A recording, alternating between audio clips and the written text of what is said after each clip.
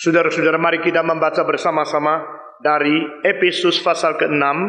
Efesus pasal ke-6, kita akan membaca bersama-sama dari ayat yang ke-17. Efesus pasal yang ke-6, kita membaca bersama-sama ayat ke-17. Dan terimalah ketopong keselamatan dan pedang roh, yaitu firman Allah. Sekali lagi. Dan terimalah ketopong keselamatan dan pedang roh, yaitu firman Allah. Kita membaca lagi dari ayat 13 sampai dengan ayat 17.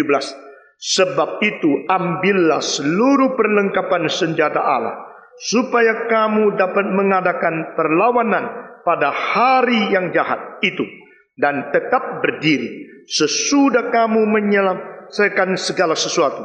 Jadi berdirilah tetap, berikat pinggangkan kebenaran, dan berbaju jirakan keadilan. Kakimu berkasutkan untuk membawakan Injil damai sejahtera. Dalam segala keadaan pergunakanlah perisai iman, sebab dengan perisai itu kamu akan dapat memadamkan semua panah api dari si jahat. Dan terimalah ketopong keselamatan dan pedang roh, yaitu firman Allah. Mari kita berdoa sekali lagi. Tuhan berkati ayat yang telah kami baca, dan jadikan ini sesuatu pemikiran yang menguatkan kami, dan jadikan ini juga sesuatu bekal yang kami boleh terima untuk melawan segala kejahatan dan hidup bagi Tuhan di dalam dunia ini. Demi nama Yesus Kristus, penebus dan juru selamat kami yang hidup, kami berdoa. Amin. Saudara-saudara, pada minggu yang lalu kita telah berpikir tentang dua hal yang penting, yaitu berkasutkan Injil perdamaian. Dan sesudah itu kita juga harus memiliki sesuatu keberanian untuk memberitakan Injil, dan juga kita menjadi orang Kristen yang mempunyai perisai. Saudara-saudara, mengapakah memberkasutkan Injil perdamaian itu? Karena ini merupakan rekor dan perjalanan kesaksian seorang laskar. Kita berada di dalam dunia bukan untuk menciptakan segala kebencian, perselisihan, pertengkaran, tapi kita berada di mana saja kita menjadi berkat, mendamaikan, menanam cinta kasih, dan membuat keharmonisan di dalam masyarakat. Dan melalui Injil Tuhan, kita bukan sedang mendamaikan manusia dengan manusia yang lain, kita juga mendamaikan manusia dengan diri mereka sendiri, dan akhirnya kita mendamaikan mereka dengan Tuhan Allah. Saudara-saudara, dengan demikian kita melihat pekabaran Injil itu satu hal yang penting. Pekabaran Injil yang mungkin menimbulkan konflik dengan kebudayaan, menimbulkan konflik antara keluarga dan keluarga, anggota yang Kristen dan bukan Kristen. Itu memang mempunyai sesuatu resiko yang besar. Sehingga pertama-tama waktu kita mengabarkan Injil, selalu terjadi konflik, selalu terjadi sesuatu perselisihan karena beda konsep. Saudara-saudara, namun demikian Tuhan berkata kepada kita bahwa memang Yesus datang selain memberikan perdamaian, juga mengakibatkan perselisihan, mengakibatkan permusuhan. Nah, ini merupakan satu ayat yang sangat sulit dimengerti oleh manusia. Seorang filosof yang bernama Inggris di Amerika, dua bersaudara seumur hidup selalu melawan Tuhan, selalu melawan gereja, selalu berdebat untuk melawan Alkitab. Dan kedua saudara ini adalah sama-sama dilahirkan di dalam satu keluarga pendeta. Saudara-saudara, mengapakah keluarga pendeta menghasilkan anti-Kristus, menghasilkan orang ateis yang begitu berani melawan Tuhan? Ini menjadi sesuatu cerita yang sangat mempermalukan. Saudara-saudara, pada abad ke-19, dan mereka berjanji seumur hidup tidak lagi ke gereja, tidak lagi percaya kepada Tuhan. Kedua saudara ini dilahirkan dalam satu keluarga pendeta yang papanya seorang pemabuk, seorang pemarah, seorang yang sangat tidak menjadi contoh yang baik. Sehingga kedua anak pendeta ini akhirnya mereka berjanji, bersumpah untuk melawan Tuhan. Saudara-saudara, Lalu di antara mereka ada seorang filosof ini menulis sebuah makalah, yang saya masih simpan makalah itu di dalam bentuk buku, yang mengatakan seluruh kitab suci, semua nubuat itu palsu. Yang satu saja yang sungguh-sungguh, yaitu nubuat yang dikatakan Yesus Kristus. Aku datang ke dalam dunia bukan memperdamaikan, tetapi memperselisihkan dan memberikan kekacauan, memberikan permusuhan di dalam dunia ini. Saudara-saudara, mengapakah ada kalimat seperti ini yang keluar dari mulut Yesus Kristus?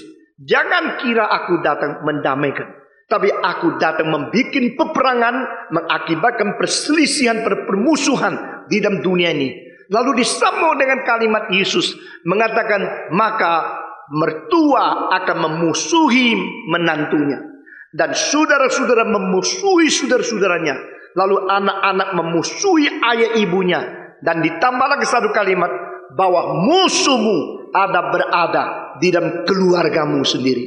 Nah saudara-saudara, orang-orang yang tidak mengerti arti sesungguhnya, mereka selalu secara mencomot kalimat-kalimat seperti itu. Lalu mereka mengejek-ejek kekristenan, mereka melawan akan Alkitab, dan mereka menolak Kristus. Karena Yesus mengatakan kalimat ini. Bukankah ini satu paradoks, satu kontra yang begitu besar? Jika kitab suci mengatakan Yesus adalah Raja Damai. Nah saudara-saudara, Yesus datang memperdamaikan manusia. Yesus datang memperdamaikan manusia dengan Tuhan Allah. Karena Allah di dalam Kristus mendamaikan orang berdosa dengan diri dia sendiri. Ini yang kita terima bukan? Ini yang ajaran yang kita terima dan kita ketahui di dalam perjanjian lama. Yesaya, dia adalah Prince of Peace. Dan di dalam perjanjian baru mengatakan dia mendamaikan kita dengan Tuhan Allah. 2 Korintus pasal ke-5. Tetapi mengapa muncul kalimat Yesus yang dikutip oleh Inggrisol, lalu dia mengatakan, bukankah di negara Kristen yang paling banyak peperangan? Bukankah meriam dan semua senjata tajam sebenarnya lebih banyak dihasilkan oleh negara Kristen daripada yang lain? Ini semua membuktikan ayat itulah satu ayat nubuat yang terjadi, sedangkan yang lain itu semua palsu. Saudara-saudara, pada waktu saya umur 20 lebih, pertama kali membaca apa yang ditulis oleh Inggrisol, saya sangat kontra dan sangat marah sekali. Terus saya akhirnya harus menemukan jawaban di dalam kitab suci. Apa arti dari ayat Tuhan itu? Saudara-saudara, pada waktu kita mengabarkan Injil, pasti timbul konflik. Pada waktu kita mengabarkan Injil, pasti timbul reaksi. Dan reaksi itu mengakibatkan yang menerima Tuhan dan yang tidak menerima Tuhan berselisih di antara mereka. Yang menerima Injil, yang tidak menerima Injil menjadi musuh di antara mereka. Di dalam satu keluarga, kalau ada satu orang menerima Tuhan, maka dia sungguh-sungguh mengerti cinta Tuhan. Akibatnya adalah dia dimusuhi oleh anggota keluarga yang lain yang tidak menerima Tuhan. Inilah artinya, saudara-saudara. Jadi Injil perdamaian itu memang tidak mungkin dari permulaan tidak mengalami perselisihan, percecokan dan permusuhan. Itu sebab saudara-saudara kita melihat keluarga yang damai, keluarga yang sama-sama sinkron, harmonis. Kalau sudah diinjili menjadi keluarga yang dipecah belahkan. Akibatnya adalah sebagian menerima Tuhan, mereka berdoa, mereka mau hidup suci, mereka mengikuti jejak kaki Yesus Kristus. Tetapi sebagian yang lain, mereka melawan, mereka mengejek, mereka menolak, bahkan mereka membenci saudara sendiri. Nah ini yang dikatakan Yesus. Jangan kira aku datang mendamaikan, tetapi aku datang membuat permusuhan di antara kamu. Nah saudara-saudara, saya mau tanya, sebelum keluarga itu ada orang menjadi orang Kristen, apakah keluarga itu sudah mempunyai perdamaian yang sejati? Ini pertanyaan pertama. Sebelum satu kelompok, satu masyarakat, satu negara, satu bangsa menjadi bangsa yang diinjili, apakah perdamaian yang mereka miliki perdamaian yang sungguh-sungguh sejati? Jawaban adalah tidak. Itu perdamaian yang belum mengetahui bahwa mereka dibius oleh iblis, hidup di dalam dosa dan hidup di dalam keadaan suasana agama yang tanpa keselamatan. Saudara-saudara, itulah sebab kita melihat di tengah-tengah agama yang belum mengenal Tuhan, orang-orang yang menganut agama itu, mereka mempunyai sinkron, mereka mempunyai keharmonisan, mereka mempunyai perdamaian di dalam dunia ini. Tetapi saudara-saudara, pada waktu Injil diberitakan kepada mereka, mulai timbul sesuatu kekacauan, timbul sesuatu perpisahan, timbul sesuatu kebencian antara mereka dengan mereka. Waktu Paulus pergi ke Filipi, hari pertama menerima dengan baik beberapa orang menjadi orang Kristen. Selanjutnya dia diadu dan dia dimasukkan ke dalam penjara. Di sini terjadi pertentangan. Pada waktu Paulus berada di Efesus, demikian juga ada yang terima, ada yang tidak terima. Lalu mereka mengejek dia, lalu mereka pergi. Pada waktu Paulus berada di kota Roma, dia dipenjarakan, dan pada waktu itu dia diizinkan tahanan di rumah, dan dia sewa rumah 2 tahun. Dia tinggal di dalam. Banyak orang yang datang karena mereka melihat ini orang Ibrani. Kenapa berada di kota Roma? Orang Yahudi datang. Setelah mendengarkan dia menjelaskan dari perjanjian lama tentang Kristus, keselamatan yang digenapi oleh Tuhan. Akibatnya ada yang percaya, ada yang tidak percaya. Akhirnya pisah menjadi 2. Dari antara Yahudi dan Yahudi, mereka tidak lagi sinkron seperti dulu. Nah, inilah sesuatu konsekuensi dari pengabaran Injil. Saudara-saudara, pengabaran Injil begitu sulit. Karena begitu betul-betul kita mengabarkan Injil, kita memecah belahkan akan manusia. Yang terima. Yang tidak terima, tidak terima. Yang terima, takluk kepada Tuhan. Yang tidak terima, makin berani benci Tuhan dan melawan akan Injil. Saudara-saudara, itu sebab Paulus berkata di dalam 2 Korintus pasal 2, kami ini sebagai satu keharuman yang kontroversial, keharuman Kristus yang mungkin menghidupkan sebagian orang dan mungkin mematikan sebagian orang. Kita menjadi keharuman dari Kristus yang menghidupkan mereka yang menerima dan mematikan mereka yang tidak menerima. Itu menjadi satu kesulitan yang besar, saudara-saudara sekalian. Tetapi saya tanya pertanyaan kedua, pertarungan itu perlu tidak? Permusuhan itu perlu tidak? Jawabnya adalah perlu. Kalau satu kelompok atau satu keluarga semua sukanya ke night club, semuanya suka berdosa, semuanya menikmati kesukaan di dalam dosa dan damai satu dengan lain, maka Injil datang membelah keluarga ini. Ada sebagian yang menerima Tuhan, sebagian tidak. Maka mereka bertarung. Mereka mengatakan yang mana yang betul. Mengapa engkau mesti percaya Tuhan? Bukankah kita keluarga bukan Kristen? Atau bukankah kita keluarga yang dari dulu suka hidup di dalam dosa? Kenapa engkau menjadi orang Kristen dan engkau merasa diri suci? Saya percaya pertarungan semacam itu sangat diperlukan. Ini pertanyaan kedua. Ketiga, apakah pertarungan itu akan menjadi selama-lamanya? Jawabnya adalah tidak. Saudara-saudara, setelah pertarungan permusuhan itu terjadi, maka Tuhan mungkin melalui kesaksian hidup orang Kristen yang sudah menerima Tuhan menjadi satu teguran di dalam hati nurani mereka yang belum menerima Tuhan. Lambat laun mungkin perlu 5 tahun, mungkin perlu 10 tahun, mungkin sampai detik-detik terakhir baru sang ayah yang kaku itu menjadi orang Kristen. Barulah saudara yang tidak setuju akhirnya bertobat. Nah, di sini menjadi salib orang Kristen yang tidak bisa mendapat hasil. Mengapa saudara saya, mengapa ibu ayah saya tidak mau menerima Tuhan? Dia bilang, Tuhan, bukankah engkau berkuasa? Bukan aku menerima engkau, aku sudah berdoa lama bagi mereka, tapi selalu tidak berhasil. Saudara-saudara, apakah konflik itu akan kekal? Jawabnya adalah tidak. Jikalau Tuhan mengizinkan ada sebagian yang cepat dari tidak percaya menjadi percaya. Jikalau Tuhan tidak mengizinkan, mungkin sebagian sampai mati dia tidak menerima Tuhan. Tetapi jikalau hidup orang Kristen betul-betul suci, betul-betul adil, betul-betul cinta Tuhan, menghargai sesama manusia yang lain, maka dengan sendirinya, meskipun saudaramu atau anggota keluargamu yang lain tidak bertobat sampai mati, hati runari mereka mengetahui yang kau percaya adalah Tuhan yang hidup. Jikalau mereka bukan kaum pilihan, apa boleh buat, saudara-saudara? Tetapi pertanyaan keempat, jikalau sekeluarga itu melalui permusuhan, pertentangan, dan berkali-kali tidak bisa harmonis, Akhirnya Tuhan turun tangan, mempertobatkan semua seperti permulaan mempertobatkan 1-2. Lalu keluarga itu mungkin harmonis lagi? Tidak harmonis. Saudara-saudara, sebelum Kristen semua harmonis di dalam kesalahan.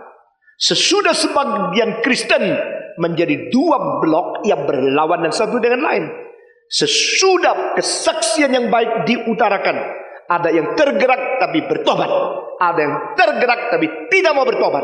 Maka ini kita melihat pertentangan dan salib terus berada. Tetapi terakhir, sesudah semua menerima Tuhan, mempunyai perdamaian lagi atau tidak? Jawab. Nah, itulah yang disebut Kristus Raja Damai. Kristus Raja Damai yang mengakibatkan akhirnya semua orang yang menerima Dia akan mempunyai cinta kasih satu dengan lain dan berdamai di dalam Kristus. Saudara-saudara, Kristus tidak memberikan perdamaian tanpa sesuatu tuntutan pertobatan. Kristus tidak memberikan sesuatu perdamaian hanya basa-basi, membuat sesuatu harmonisasi secara fenomena saja. Kristus memberikan perdamaian melalui Injil yang memperdamaikan manusia dengan Allah. Injil yang memperdamaikan manusia dengan diri. Injil yang memperdamaikan diri dengan orang lain. Injil yang memperdamaikan orang lain dengan orang lain. Dan akhirnya Injil yang memperdamaikan manusia dengan Tuhan Allah. Saudara-saudara, pada waktu keluarga kami menjadi orang Kristen, ayah kami tidak mau. Dan akhirnya pada 1 tahun sebelum dia mati, baru dia mau ke gereja. Sesudah 1 tahun dia meninggal dunia. Tetapi kami masih mempunyai seorang kakek, nenek yang belum menjadi orang Kristen. Maka kami membawa dia dari desa yang jauh untuk hidup bersama dengan kami di kota, saudara-saudara. Dan dia tetap tidak mau menjadi orang Kristen. Dan dia sangat marah kalau keluarganya menjadi Kristen. Tapi saudara-saudara, sampai umur 79 dia baru merasakan dia perlu Tuhan. Saudara-saudara, dia mengatakan, saya sudah tidak makan daging seumur hidup. Saya menjadi penganut Buddhisme yang setia. Bagaimana saya bisa melawan akan janjiku dengan Buddha? Bagaimana saya bisa menyangkal akan iman kepercayaan seumur hidup? Bagaimana saya bisa memungkiri apa yang saya janji dengan suamiku? Saudara-saudara, kakek sudah meninggal dan dia akhirnya tidak mau menjadi orang Kristen. Tetapi saudara-saudara, nenek saya pada umur 79, akhirnya dia baru mengatakan, saya perlu Tuhan. Sesudah semua menjadi orang Kristen, di situ baru timbul satu harmonisasi dan perdamaian yang sejati. Jadi di dalam pelayanan pekerjaan Tuhan, saudara-saudara, bukan mengajar teologi yang paling susah. Bukan menggembalakan gereja yang paling susah. Bukan mendidik anak muda untuk belajar firman Tuhan paling susah. Yang paling susah adalah berani memberitakan Injil. Nah, ini merupakan tugas yang perlu beban berat luar biasa. Tugas yang perlu peperangan rohani luar biasa. Saya sendiri dilatih oleh Tuhan dan dibentuk oleh Tuhan demikian rupa, sehingga saya harus menggembala sebagai pendeta, saya harus mengajar sebagai dosen teologi, dan saya harus mengabarkan Injil untuk mempertobatkan manusia yang belum mengenal Tuhan. Saudara-saudara, di dalam pelayanan semua ini, saya sadar waktu mengabarkan Injil, membawa manusia kembali kepada Tuhan, di situ peperangan paling sengit dan beban paling berat, dan di dalam pelayanan paling memerlukan doa dan tenaga rohani yang luar biasa. Itu tidak bisa ditawarkan, karena di situ peperangan, di situ kita menghadap iblis langsung, dan kita berusaha membawa orang keluar dari tangan iblis untuk menjadi orang Kristen. Tapi Paulus berkata, berkasutkan Injil perdamaian itu. Gereja yang tidak mengabar Injil tidak merasakan penyertaan Tuhan. Gereja yang tidak mengabar Injil, ada gereja yang tidak bertumbuh. Gereja yang tidak mengabar Injil merupakan gereja yang tidak merasakan, mengalami kuasa Roh Kudus yang terus mendampingi kita secara fresh. Saudara-saudara, itu sebab saya selalu menganjurkan mahasiswa-mahasiswa teologi harus mengabarkan Injil, harus berani mengabar Injil. Bukan hanya mau menjadi pendeta, hanya mau menjadi penceramah, karena itu jauh lebih gampang. asal pengetahuan cukup, asal engkau bisa menangani masalah-masalah, engkau menggembala orang, mereka sudah Kristen. Tetapi waktu kita menghadapi musuh gereja, menghadapi orang yang belum mengenal Tuhan, menghadapi mereka yang melawan kitab suci, di situ penginjilan menimbulkan permusuhan-permusuhan. Dan Tuhan mengatakan, berbahagialah barang siapa yang rela mengkorbankan diri, karena mereka menyangkal diri mengkorbankan diri akan dipelihara oleh Tuhan. Saudara-saudara, minggu lalu kita tidak memberikan penjelasan lebih lanjut. Nah, kita memikirkan dalam perisai. Perisai itu penting sekali, karena perisai itu adalah sesuatu sandar kabar Tuhan. Salah satu hal yang paling penting di dalam hidup Kristiani, yaitu hidup beriman, hidup bersandar kabar Tuhan. Saudara-saudara, ini merupakan iman, bukan iman menerima Tuhan lalu diselamatkan. Bukan demikian. Adalah iman yang terus mempertaruhkan diri, iman yang terus menyerahkan seluruh hidup di dalam tangan Tuhan, yang entah kita harus kemana, entah kita akan diperlakukan Tuhan bagaimana, tapi kita tidak akan meninggalkan Dia, karena Dia adalah Tuhan yang tidak mungkin salah di dalam memimpin kita. Saudara-saudara, hari ini kita memikirkan lagi dua hal yang penting. Pertama adalah pakai ketopong keselamatan. Saudara-saudara, apa yang diartikan di sini? Terimalah ketopong keselamatan dan juga pedang roh, yaitu firman Allah. Ini ayat merupakan ayat yang menyatakan keseimbangan di dalam mempertahankan dan yang menyerang. Saudara-saudara, ketopong keselamatan dipakai di atas kepala. Apa artinya? Pikiranmu, otakmu, dan seluruh kepengertianmu harus dipelihara dengan pengertian, pengalaman, anugerah yang Tuhan sudah selamatkan engkau. Saudara-saudara, berkali-kali saya berucap di dalam mimbar ini, mengatakan teologi anugerah merupakan sesuatu dasar kita untuk beribadah kepada Tuhan, dan untuk kita tetap menjadi orang yang rendah hati. Saudara-saudara, mengapa di dalam pelayanan kita kadang-kadang kita menjadi congkak, seolah tanpa saya gereja ambruk, kalau tidak ada saya pekerjaan Tuhan tidak jadi. Seperti kita penting sekali, karena kita pada saat itu sudah kurang sadar anugerah. Jikalau hari ini saya bisa melayani Tuhan, itu anugerah. Jikalau hari ini kita beribadah, itu anugerah. Jikalau hari ini kita bisa memuji Tuhan, itu anugerah. Jikalau hari ini kita masih sehat, itu anugerah. Jikalau hari ini kita masih lancar, itu anugerah. Setiap hal yang kita gabungkan dengan anugerah mengakibatkan kita terus-menerus berbakti kepada Tuhan, memuji Tuhan, menjunjung tinggi kepada Tuhan. Dan Paulus berkata, hari ini aku menjadi orang bagaimana? Itu hanya semata-mata anugerah Tuhan saja. Ini pengertian teologi reform. Sola gratia. Semua katakan sola gratia. Only by the grace. Everything in my life which is good is from God. Saudara-saudara, segala sesuatu yang baik dalam hidup saya adalah dari Tuhan Allah. Segala sesuatu yang tidak baik yang dalam hidup saya adalah dari diri saya yang salah menggunakan kebebasan. Dan sesuatu pencobaan yang diperbolehkan Tuhan dari setan untuk mencobai saya. Dan di sini kita membagi dengan jelas, segala sesuatu yang baik di dalam diri saya adalah anugerah Tuhan. Segala sesuatu yang tidak baik di dalam hidup saya adalah salah guna kebebasan dari kehendakku yang tidak taat kepada Tuhan. Dan hal-hal yang diperbolehkan setan, diperbolehkan Allah dari setan untuk mencobai saya. Dengan pengertian membagi begini, maka kita berlainan dengan mereka yang tidak menjadi anak Tuhan, atau mereka yang tidak mengenal Tuhan.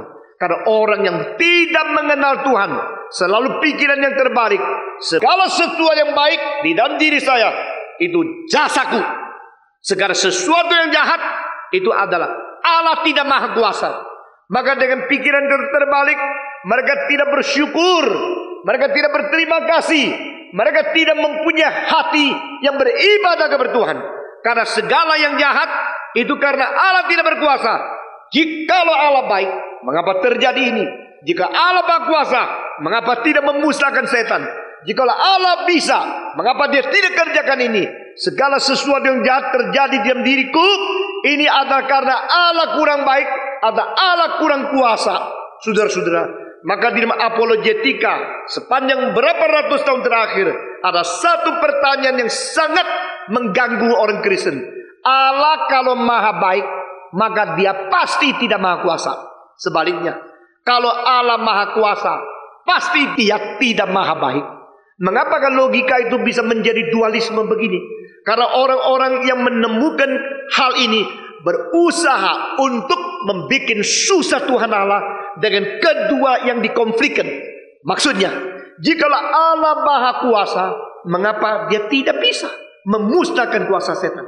Jikalau Allah maha kuasa, mengapa dia tidak mungkin membasmikan segala sesuatu yang tidak boleh terjadi?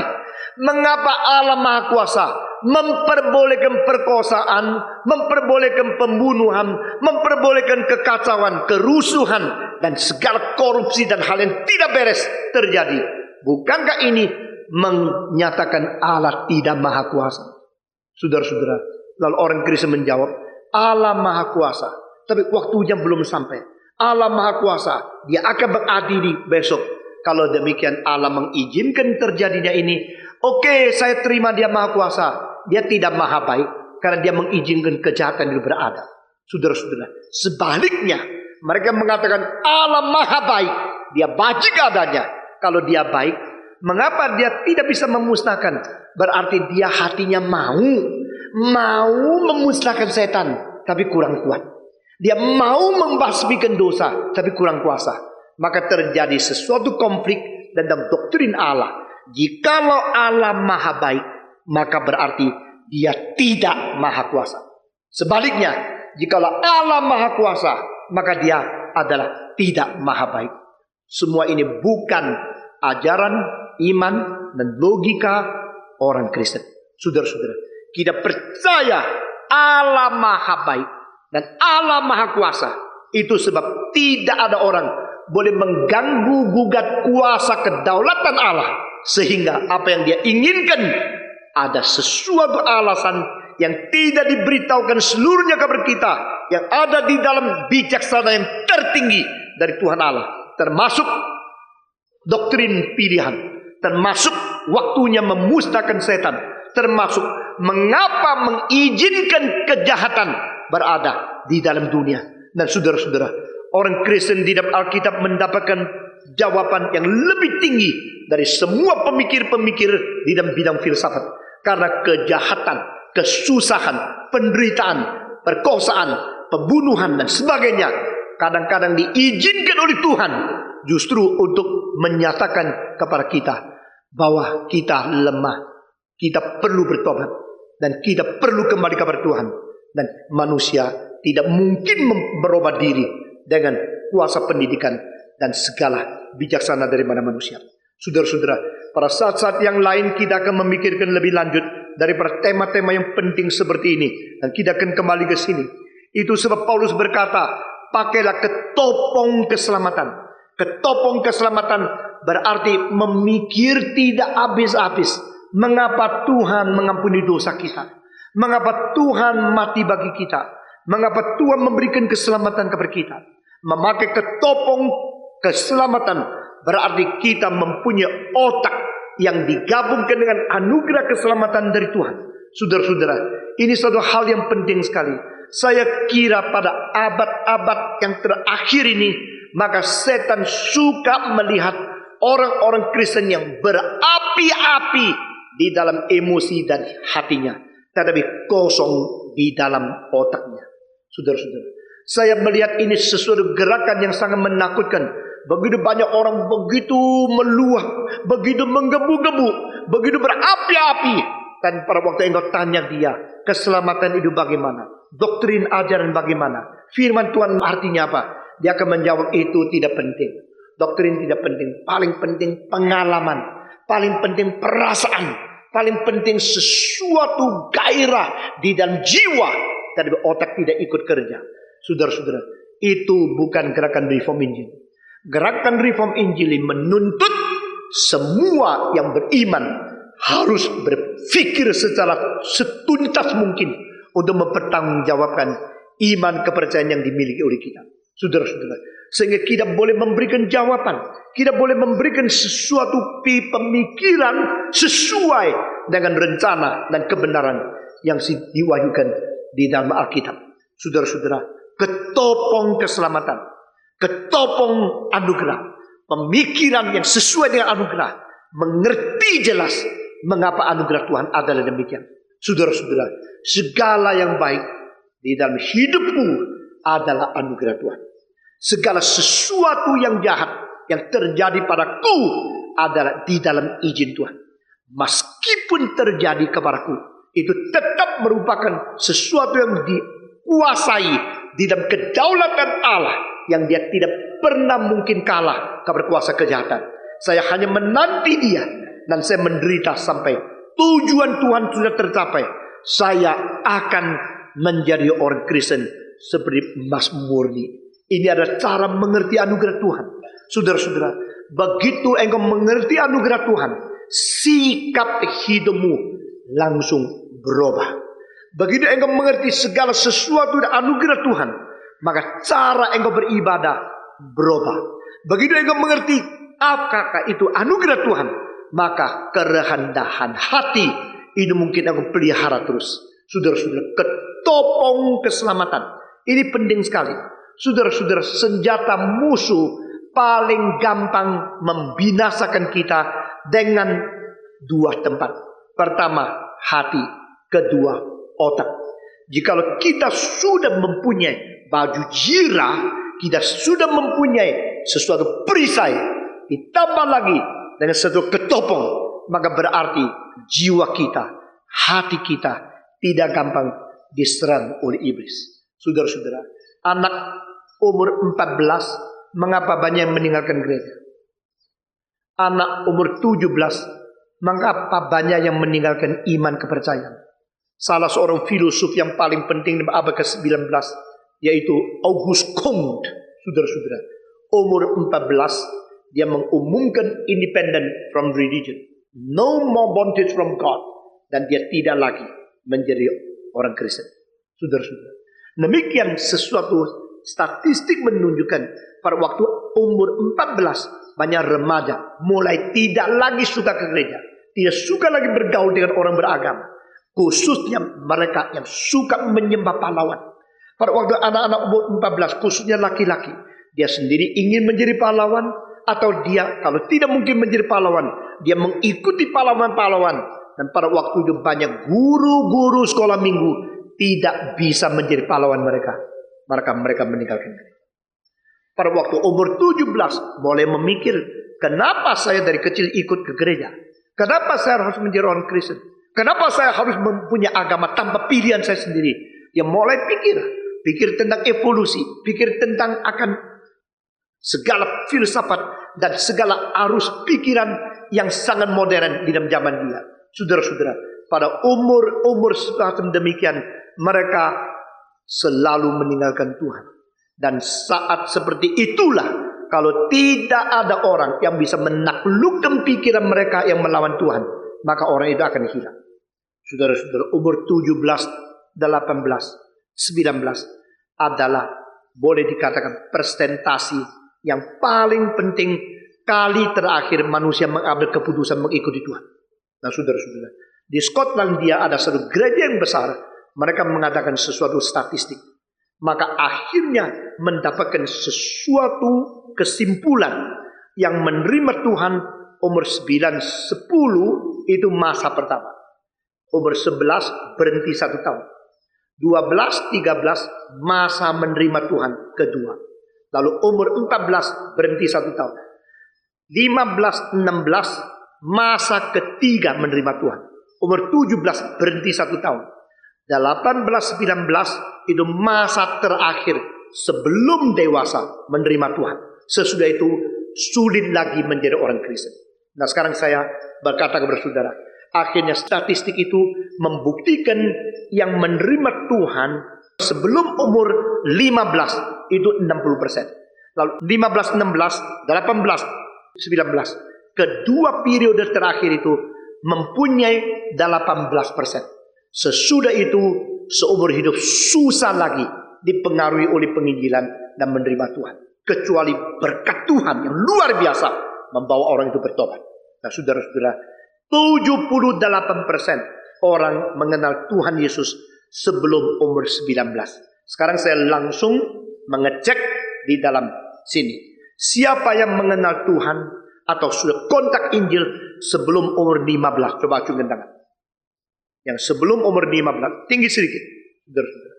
Siapa yang mengkontak Injil sesudah 15 sampai 19? Coba acungkan tangan. Nah sekarang saya minta lagi, kedua macam sebelum 19 sudah kenal, sudah dengar Injil, coba aku acungkan tangan. Yang sebelum umur 19. Yang sesudah umur 19 baru kontak Injil, baru dengar Injil, coba angkat tangan. Saudara-saudara, tidak banyak kan? Di mana saya mengecek itu, saya mendapatkan presentasi yang hampir sama. Dari sesuatu gereja Presbyterian yang besar, mereka membuat sensus dan mereka membuat statistik dengan teliti. Mereka memberikan jawaban. Harus cepat-cepat mengabari Injil kepada anak-anak, kepada remaja, dan kepada pemuda. Dan gereja harus memperhatikan masa-masa 17, masa-masa 14. Pada waktu remaja-remaja dan pemuda mulai mengalih. Mereka mungkin sesudah pikir selesai tidak terima. Seumur hidup tidak lagi menjadi orang Kristen. Nah saudara-saudara, saya sendiri pada umur 17 itu tahun kunci saya hampir menjadi seumur hidup yang menganti gereja. Komunisme, evolusionisme, ateisme, dialektikal materialisme, ini semua sudah mengikat pikiran saya. Dan pada waktu itu saya betul-betul memerlukan satu ketopong dari keselamatan. Tapi saya tidak bisa mendapatkan. Waktu saya mempunyai pertanyaan banyak mengenai keselamatan, mengenai kitab suci. Karena dari kecil saya baca kitab suci setiap hari. Pada waktu umur 17, saya sekarang mau pilih antara komunisme kah atau agama Kristen.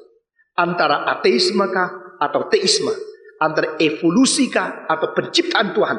Antara masyarakat yang menuju kepada materialisme komunisme kah atau masyarakat tetap kuno diikat oleh ajaran apostolik dari kekristenan.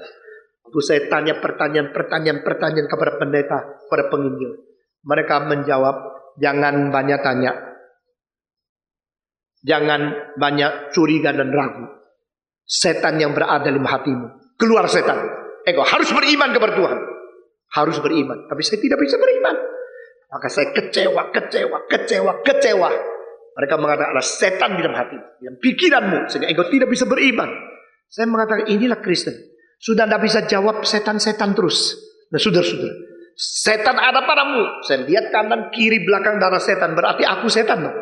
Setan keluar. Oke, aku yang keluar dari gereja.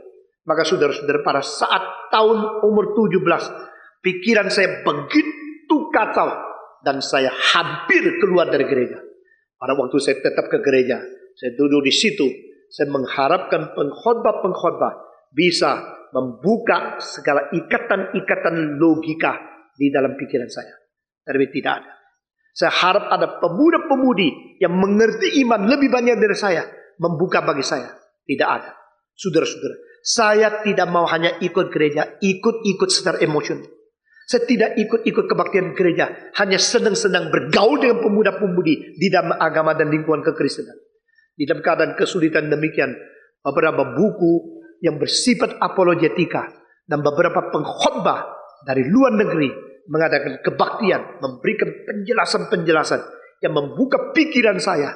Pada tahun itu juga, saya dengan tangisan berlutut di hadapan Tuhan dan berkata, Tuhan, aku mau lebih mengerti firman-Mu. Aku mau betul-betul menjalankan kehendak-Mu. Dan beri jawaban kepadaku, supaya aku pergi menjawab pertanyaan di mana Engkau mau saya pergi. Saudara-saudara, tahun 60 saya mulai mengadakan keberanian untuk menjawab pertanyaan pemuda-pemudi, untuk mempersiapkan pikiran mereka untuk pengertian firman. Dan setiap tahun kira-kira 6.000 sampai 10.000 pertanyaan yang datang kepada saya setelah kebaktian-kebaktian selesai.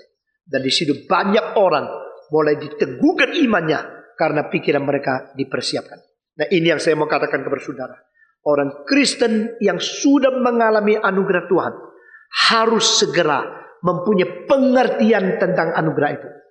Orang Kristen yang sudah beriman kepada Kristus harus segera mengisi pengertian tentang siapa ke Kristus. Nah, ini adalah prinsip yang kita terima dari Paulus. I know whom I believe. Aku mengetahui siapa yang ku percaya. Semua 1, 2, 3. Aku mengetahui siapa yang ku percaya. Selain percaya, engkau perlu mengerti. Ketopong keselamatan, pengertian, pertanggungjawaban, logika, epistemologi yang bikin kita berani mempertahankan iman dan berani kita mengabarkan Injil. Ini adalah satu senjata pertahanan yang penting. Sesudah itu dikatakan, pakailah pedang rohani. Kita membaca sekali lagi di dalam bahasa Indonesia dikatakan di sini, dan terimalah ketopong keselamatan dan pedang roh. Di dalam terjemahan lain, kenakanlah ketopong di atas kepalamu, yaitu ketopong keselamatan, dan peganglah pedang rohani. Saudara-saudara, di dalam Alkitab pedang dipakai berkali-kali, dan di sini kita melihat pedang yang di sini adalah pedang yang sama dengan Ibrani pasal 4 ayat yang ke-12. Mari kita membaca bersama-sama. Ibrani pasal 4 ayat yang ke-12. Sebab firman Tuhan Allah hidup dan kuat dan lebih tajam daripada pedang bermata dua manapun. Semua membaca. Sebab firman Allah hidup dan kuat dan lebih tajam daripada pedang bermata dua manapun. Ia menusuk amat dalam sampai memisahkan jiwa dan roh, mensendi-sendi dan sumsum. Ia sanggup membedakan pertimbangan dan pikiran hati kita. Nah, saya memberikan sedikit pengertian. Ayat ini telah dipakai oleh orang-orang trikotomi dan khususnya dari sayap Watchmeni dan sebagainya. Di sini dibuktikan manusia sebelum Kristen itu jiwa dan roh campur. Setelah Kristen jiwa dan roh pisah. Karena menurut ayat ini firman Tuhan seperti pedang yang bermata dua yang memisahkan roh dan jiwa. Nah, saudara-saudara, tetapi saya bertanya kepada mereka, mengapa engkau mentafsirkan ayat ini separuh? Ayat ini separuh yang dibawa engkau tidak tafsirkan. Sampai hari ini tidak ada jawaban. Saudara-saudara, Tuhan dengan firman-Nya bisa memisahkan roh dan jiwa, juga memisahkan tulang dan sumsum menurut ayat ini. Tapi adakah orang yang mendengar firman Tuhan akhirnya tulang dan sumsumnya terpisah? Ada nggak? Jawab, ada nggak? Kalau tidak ada, maka mentafsirkan kalimat sebelumnya harus dengan prinsip yang sama. Kalau tulang dan sumsum tidak mungkin dipisahkan, berarti roh dan jiwa tidak mungkin dipisahkan.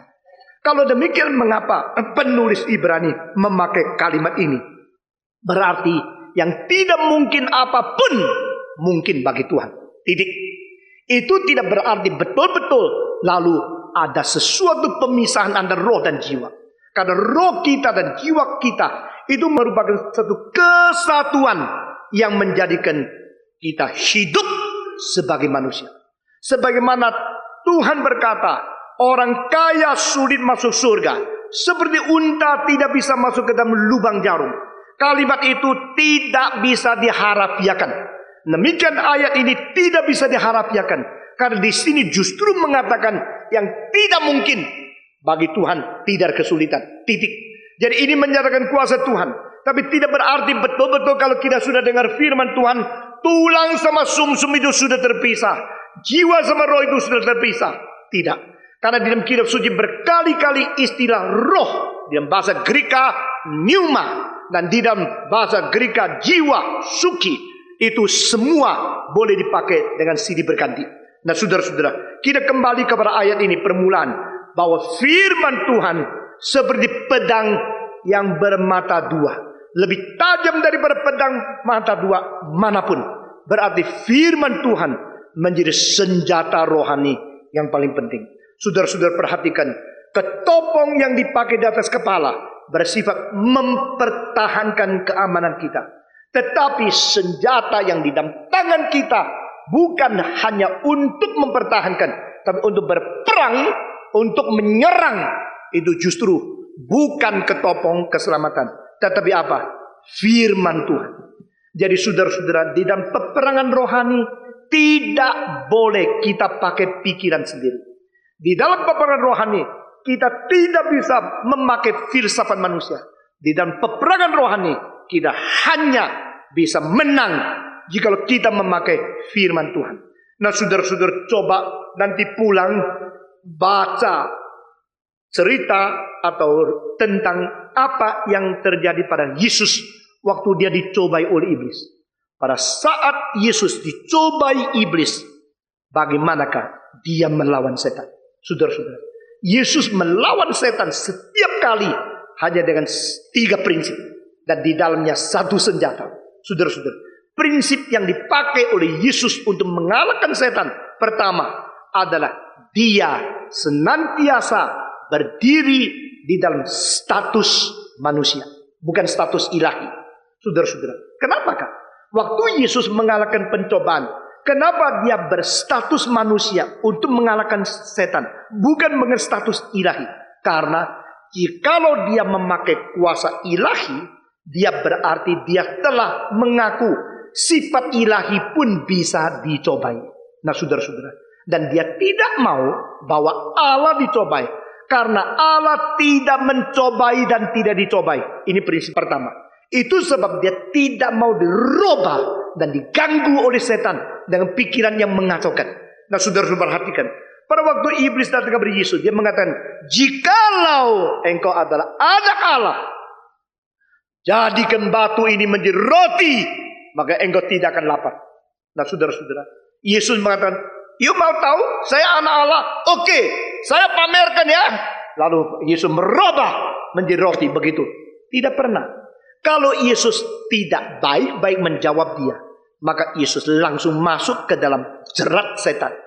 Kepekaan semacam demikian itu penting sebagai prinsip pertama. Yesus dicobai, dia berdiri baik-baik di dalam status manusia. Waktu setan berkata, jikalau engkau anak Allah, Yesus menjawab, manusia hidup bukan bersandarkan roti saja. Mengapa Yesus tidak mau terima kalimat jikalau engkau anak Allah? Karena anak Allah tidak perlu jikalau, betul nggak? Anak Allah yaitu anak Allah. Kok jikalau? Saudara-saudara, jikalau suami tanya sama kamu, jikalau engkau wanita, kurang ajar banget. Engkau sudah suamiku, jikalau kamu wanita bagaimana? Jadi waktu setan mengatakan jikalau engkau anak Allah, Yesus tidak usah debat, tidak usah gobris, tidak usah melayani. Yesus mengatakan manusia hidup. Saudara, perhatikan. Pada waktu setan mengatakan engkau jatuh, turunkan diri, lompat dari tempat tinggi ini, maka akan Tuhan utus malaikat untuk menopang engkau. Yesus mengatakan, janganlah mencobai Tuhan. Sekali lagi, saya manusia, saya tidak boleh mencobai Tuhan. Karena sembarangan loncat minta Tuhan bantu, tidak boleh. Sembarangan lihat buku porno minta Tuhan pelihara hidupnya suci, tidak bisa. Saudara-saudara, tidak boleh kita berusaha mencobai Tuhan. Maka pada saat itu Yesus tetap pegang teguh prinsip pertama. As a man, I can be tempted. Sebagai manusia saya bisa dicobai. Tetapi kalau engkau kira engkau bisa mencobai saya sebagai anak Allah, mimpi kamu. Saya tidak akan berada di status ini. Ini prinsip pertama. Kalau kita tidak peka prinsip-prinsip, kita kacau semua. Dan setan sebelum mencoba engkau mengkacaukan statusmu dulu. Yesus bukan menyangkal dia anak Allah, tetapi dia tidak perlu dicobai di dalam status. Hanya karena dia manusia, maka baru mungkin dia dicobai. Kedua, prinsip kedua, Yesus terus memegang ini pimpinan Roh Kudus. Ini pimpinan Roh Kudus. This is the guidance of Holy Spirit. Nah saudara-saudara, saat engkau dicobai, kalimat pertama dari setan adalah engkau sudah ditinggalkan oleh Tuhan Allah. Kalau Tuhan adalah Tuhan yang hidup, Mengapa membiarkan engkau lapar seperti ini? Kalau Tuhan ada Tuhan yang masih mengasihi, mengapa engkau mendapatkan penyakit kanker? Ini semua tidak mungkin karena dia tidak hidup, karena dia tidak menggubris engkau. Dia sudah lupa engkau. Saudara-saudara, Yesus tidak. Dari mana kita mengetahui? Karena ayat pertama pasal 4 dari Matius mengatakan, Roh Allah memimpin Yesus ke padang belantara untuk dicobai oleh iblis. Jadi saudara jangan lupa, ini prinsip kedua yang dipegang oleh Yesus. When I am tempted, I am still under the guidance of Holy Spirit. Waktu aku dicobai, aku tetap berada di bawah pimpinan Roh Kudus. Nah, kalimat-kalimat prinsip semacam demikian bikin kita menang. Saudara-saudara, jika kita hidup di dunia sebagai orang Kristen dan Yesus kok lama-lama belum datang menjemput kita, kita sekarang berada di kesulitan begitu banyak, perjalanan seperti padang belantara, kita takut, kita khawatir, kita cemas, kita tidak mempunyai pegangan. Tuhan, mengapa demikian? Tuhan akan menjawab, jangan lupa, di dalam padang belantara, di dalam kesulitan, aku tidak pernah meninggalkan kamu, aku tidak pernah membuang kamu. Di dalam pencobaan sekaligus, ini adalah kehendak dan kerelaan aku membawa engkau ke padang belantara untuk dicobai oleh iblis. Dan yang membawa adalah Roh Kudus. Saudara-saudara, ini sangat berlawanan dengan konsep kita, bukan? Bukan kita pikirkan kalau Tuhan pimpin, pasti pimpin dengan baik, pimpin kepada tempat yang lebih baik. Tidak tentu. Saya sudah berkhotbah dalam seminar pembinaan iman Kristen 4 tahun yang lalu, bahwa ada pimpinan negatif dari Roh Kudus. Kalau kita tidak mengerti pimpinan negatif, kita akan menipu diri sama seperti orang dunia. Saudara-saudara, itu ada semacam sifat agama yang belum mendapatkan penebusan. Kalau Allah memimpin, pasti memimpin aku sukses. Puji Tuhan, puji Tuhan. Satu kali saya berkhotbah di Delaware, di Amerika Timur. Dan yang hadir itu hanya 40 lebih. Di antaranya 30 lebih PhD. Saudara-saudara, orang-orang pintar yang berada di dalam itu maskapai company yang terbesar di daerah itu. Daerah itu menjadi daerahnya DuPont, daerah daripada banyak company yang besar. Lalu saya tanya kepada mereka, coba kasih tahu saya, apa pengalaman pimpinan Tuhan atasmu? Tuhan telah memimpin aku ke Amerika. Tuhan memimpin aku lancar. Tuhan memimpin aku memberikan kesehatan. Tuhan memimpin aku. Semua pimpinan itu positif adanya. Lalu saya tanya kepada mereka, kalau demikian di dalam konsep Anda yang intelektual begitu tinggi, yang disebut pimpinan Tuhan itu selalu positif ya. Saya tanya, mungkinkah Tuhan memimpin orang untuk ketemu setan? Oh, tidak mungkin. Mungkinkah Tuhan memimpin orang daripada kesuksesan mendadak menjadi satu kegagalan besar? Oh, tidak mungkin. Mereka sudah mengatakan begini. Lalu saya buka kitab suci kepada mereka. Mereka kaget luar biasa. Roh Kudus memimpin Yesus ke padang belantara untuk dicobai oleh iblis. Nah, saudara-saudara, di sini Tuhan Yesus mengetahui waktu saya dicobai tetap di bawah pimpinan Roh Kudus. Dengan demikian kita orang Kristen selalu ingat, waktu saya dapat penyakit kanker, saya tetap di bawah pimpinan Roh Kudus. Amin. Waktu saya kegagalan di dalam perdagangan, saya tetap dipimpin Roh Kudus.